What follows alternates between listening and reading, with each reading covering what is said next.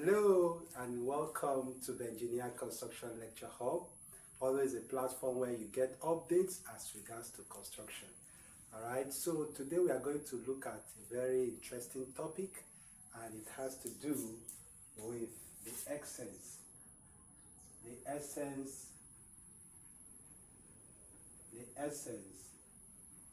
of stirrups. The essence of stirrups. Now, I want you to understand that stirrups are basically what creates the links between our bars, okay, transversely, all right, that is laterally. It is the, in the case of columns, we consider it as, lateral ties or transverse, ties, links, okay, but in the case of beam, we consider it as stirrups. All right, so today we are looking at it in the case of beams. And beam is a flexural member, okay, flexural member in the sense that it's an horizontal positioned member in our building. All right, it has the tendency of bending, all right, and its transmission of load is via bending. All right, but we'll try as much as possible to ensure that it is not excessive, in our building, in our structure. So we provide reinforcement to, a kind of coordinate or control that mode of load transfer in our beams. All right, so I want you to understand that it is the stirrup. The stirrup helps to, one of the essence is that it helps to hold the main bars. It helps to hold the main bars in position. Okay, it helps to hold the main bar in position. Now, for example, we cut this into section XX. We have it in this form. We have the beam section. All right. Then we have the link. Okay, the stirrup. Okay, this is the main bar.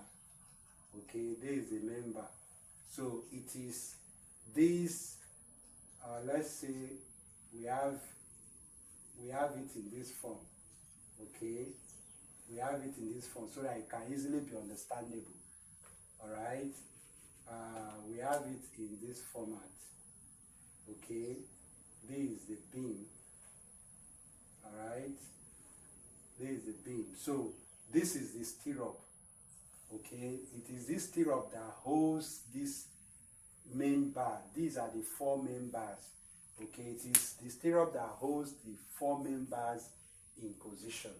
All right, so that is one of the essence of stirrup in our beam structure. Then it enhances tensile stability. It enhances tensile stability. Now, as you know, for example, we have our beam in this format. Okay, now understand that maximum moment is at the midspan here. Okay, while shear force is maximum at the support, close to the support. That is where we experience maximum shear force. And for us to design the diameter, or to determine the diameter of stirrup, is a function, that is to determine the diameter of this stirrup for this beam, is a function of the shear force that is being generated, on this beam. All right, that is what will enable us determine the size of stirrup as well as the spacing of this stirrup. Okay, so understand now that the stability here, it is the stirrup that provide that stability, that tensile stability, because normally without stirrup here, there will be form of, you know, the beam will not be stable.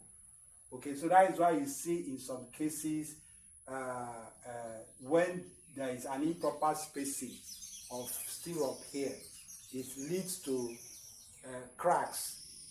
Okay, it leads to crack, and that shows that that beam is not stable at that point in time. But when you have the right diameter of stirrup, as well as closely spaced, okay, based on the provision in the design, you see that this beam structure will be stable.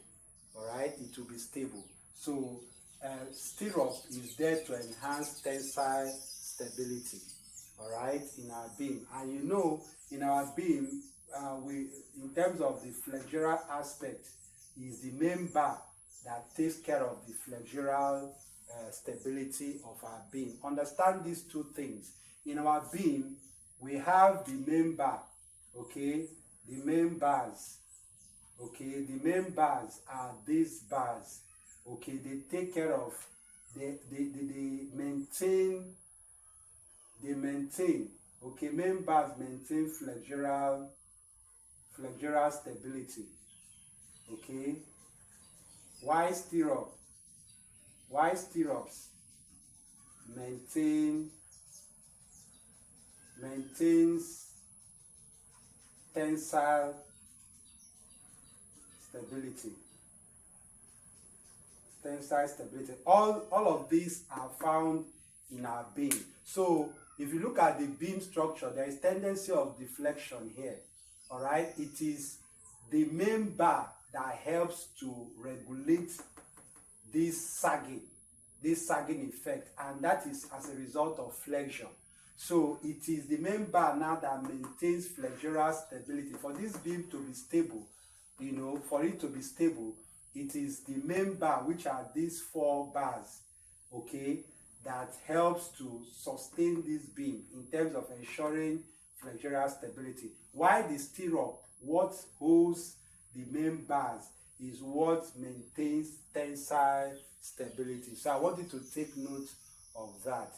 All right. Then also, like I said, the spacings of this stirrup is very, very important. Okay, it's very, very important.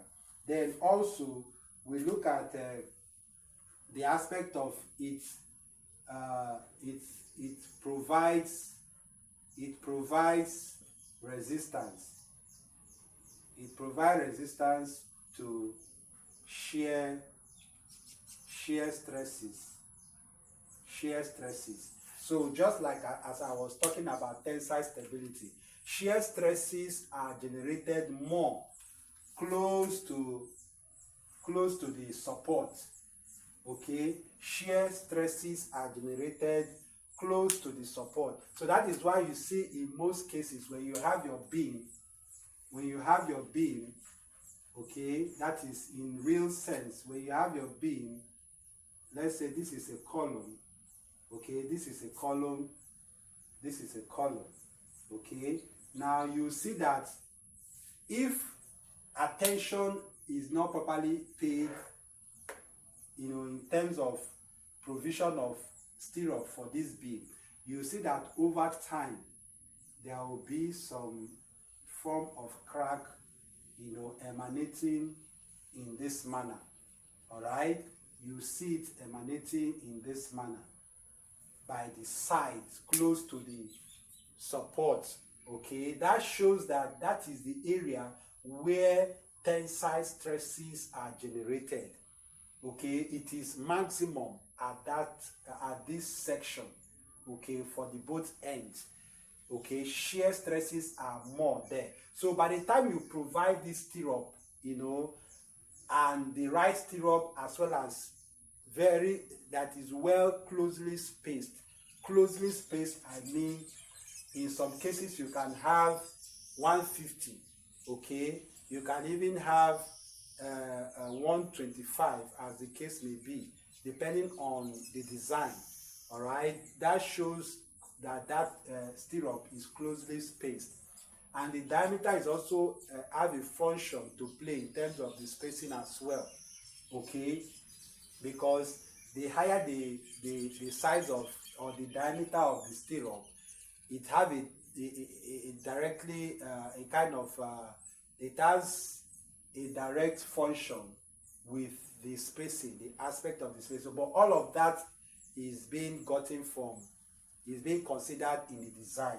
All right, so but we are looking at the essence of stirrup. So stirrup helps to provide resistance to shear stresses, and I said these shear stresses are maximum, okay, at the support, okay, at the support, because this beam is hinged at the support, so the shear forces is maximum and the reaction is maximum at the support. All right, so when you have your stirrup positioned closely at this section, you see that it will help to provide resistance to shear stresses, which will lead to shear cracks or tensile cracks. All right, so that is one of the essence of stirrup, having our stirrups in our beams. Okay, so also in the area of load transfer, okay, load transfer system. Okay, now stirrup enhances load transfer system, because as you know, in our structure, this we have different components that makes up our building structure. All right, we have the beams, we have the slabs, we have the columns. Now if you look at the slab now is usually hinged to our beams, while our beams are hinged to the columns. So our beams are like intermediary, okay, is what transfers the load from the slab to the column. All right, so if the stirrup, it is the stirrup now that helps to, like as I've explained in terms of the flexural stability and the tensile stability. Now the stirrup now in this place helps in overcoming those stresses. Okay, it helps to overcome those stresses for the members to now transfer.